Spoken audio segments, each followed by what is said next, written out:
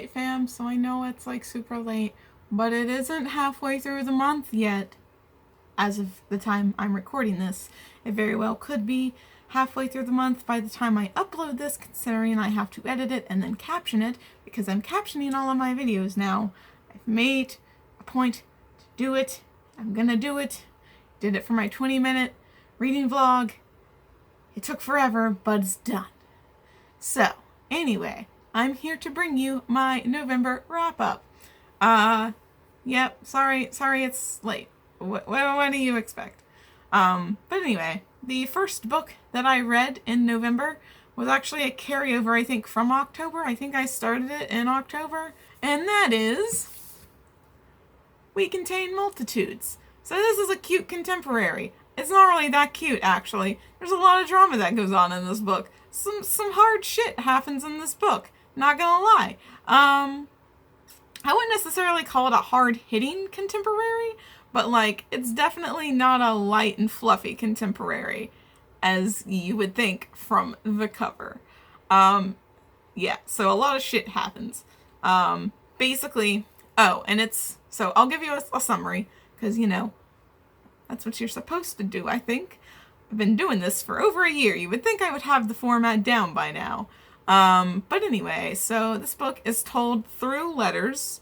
There's no, like, dialogue. I mean, yeah, there's no dialogue or, like, descriptions of actions. I mean, there is, but it's, like, told in, like, letter format. Like, it's all letters. Like, hold on, I'll show you. Like, see? You can't read that, but, like, it's, like, you know, a letter. So, yeah. It's told through letters. It's about this, I think he's a sophomore, and he's a senior, and he's, like, on the football team and shit, and he's, like, the obvious gay kid. And so it's about them writing letters to each other, and, like, slowly, you know, things happen, shit goes down, you know, it's a contemporary. So, yeah, it's really good. Trigger warnings for abuse, because that is talked about a lot in this book. So, if you don't like that, I'd stay away from this book. But other than that, it's a pretty good book. I definitely would recommend it if you like that kind of contemporary. So, yeah. Next, I did a buddy read of Gemina with Taylor over at Page Screen Taylor. So this book is the sequel to Illuminae, but it doesn't follow the same characters as Illuminae does. It follows a different set of characters on something that's related to Illuminae, but like a character from Illuminae, like characters are mentioned from Illuminae in this book, but they're not like the main characters. So without giving too many spoilers, this book is about, like, the main character is a daughter of a, like, captain of a space station. The space station is mentioned in Illuminae. It's the space station that was mentioned in Illuminae. And basically, the space station gets invaded, and so basically it's about, like, survival. So, yeah, it was really good. And if you liked Illuminae, you'll probably like this. If you haven't read Illuminae, you should read Illuminae, and then you should read this. Personally, I still think I liked Illuminae more than I liked Gemina. We'll see how I feel about Obsidio. I still haven't read it yet. But yeah, it's really good, and it's written, in case you weren't aware, the Illuminae files are written in, like, this is like a document, like, email thing. So it's like emails and instant text messages, and then, like, a person telling you what happens on, like, security cameras. So that's what this is. And it's a pretty chunky book. I tried to read it for Tome Topple. Like, I wanted to squeak it in there for Tome Topple, but, that didn't really happen. I mean, I finished it before Tome Topple was over, but, like, I started it before Tome Topple, so it didn't really count. But anyway, Gemina was very lit. Next, I read Supernova. Supernova took me a hot second to get through because I was supposed to read it all for Tome Topple, but I didn't.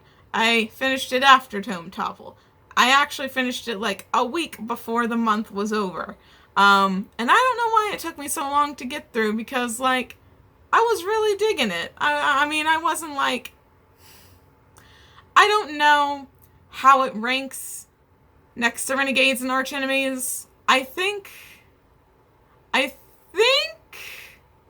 like Archenemies the best just because of the ending. But Supernova was very good. Supernova, like, had some twists that I didn't see coming. And so that was really cool. And, like, yeah, it had, like, a satisfying ending. So I did really like it, and I liked it as a conclusion to the Renegade series. If you like the Renegade series, you probably will like Supernova. I don't see why you wouldn't, to be honest. Because it's very similar. Follows the same characters and everything, and, you know, the plot is... I can't tell you what Supernova is about, because that would spoil, like, everything. So instead, I'll tell you what Renegades is about. So, Renegades, the first book in the series, is about, like, anarchists. Anarchists are the bad guys. And it's about an anarchist named Nova who goes undercover into the good guys, who are called the Renegades. She goes undercover and she, like, is trying to, like, just take them down from the inside. And it's about, like, that, essentially. I don't want to give too many spoilers, so that's all I'm going to tell you. But anyway, it's a really cool take on the superhero genre. I really liked it, and I thought it was a pretty good series. And then finally, the last week, literally I read this in 6 days because I had to, was The Toll. And I got, by the way, I got both Supernova and The Toll from the library, which is why I'm not holding them up. But yeah, so The Toll is the third book in the Arc of the Scythe series. I can't really tell you what happens in The Toll because it's the third book, but I can tell you that I really liked the ending. And, you know, the heteronormativity that I really didn't like in this series was still there, but, like, they also, like, sprinkled in a little bit of, like, non-heteronormativity, and I was like, alright, okay. Like, there's a gender fluid character in there. I mean, aside from the gender fluidity thing, it was just a cool character, honestly. And then also one of the characters from the second book gets, like, a lot more page time. And I really liked him, too. I'm not going to tell you who it is, because I feel like that might be a little spoilery for the second book. But anyway, this Arc of the Scythe series is about a world where there's no death, everybody is immortal. They have revival centers that bring you back to life if you do literally anything but set yourself on fire. Obviously, if you set yourself on fire, you cannot be revived.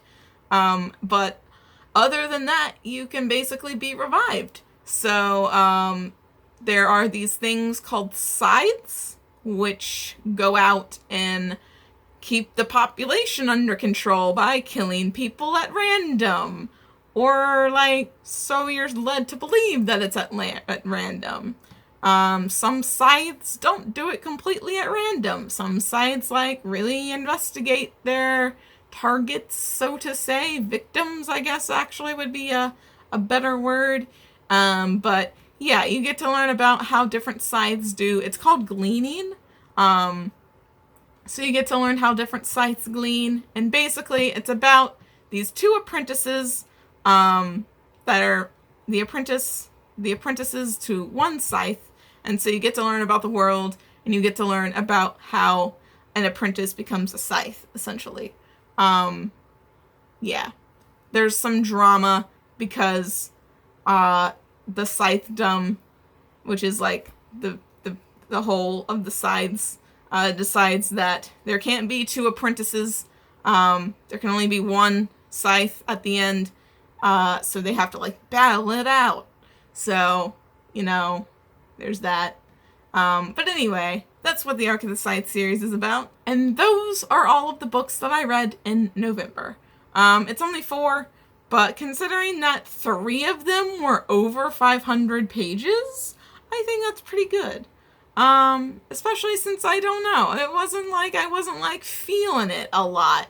Like I started out the month really feeling it, but like towards the middle and the end, well, the end I had to feel it because I had to read the Toll before it was due. And also before the Queer Lit Readathon started. But like in the middle of the month, I wasn't really feeling reading, so that's why it took me a while to finish Supernova. But anyway, I loved all of the books that I read in November. I would recommend them all.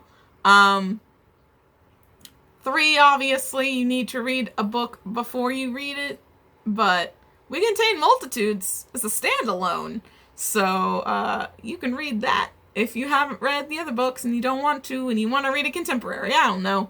I'm not in charge of your life choices. But anyway, I hope you enjoyed this video, and I will see you in the next one.